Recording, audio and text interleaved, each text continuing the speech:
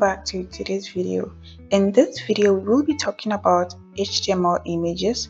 The HTML image tag is used to embed images in web pages, and it is a self-closing tag. This is how you embed an image in your web page.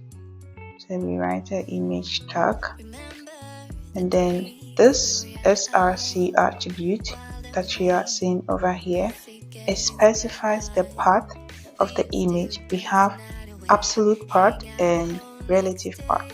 Absolute path is when you have the full URL of the image. It can be the URL address of an image online, and the relative path is when you have a folder dedicated for images.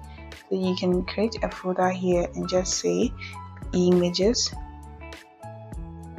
and in this images folder you have all your images. So when you want to get an image, you just get the relative path from this folder.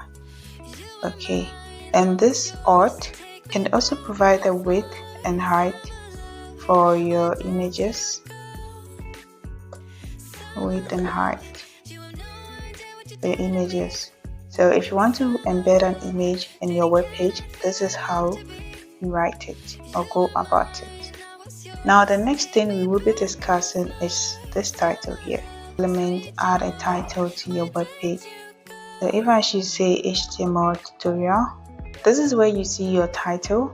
So whatever name you write here is the name you are going to see displayed on your web page.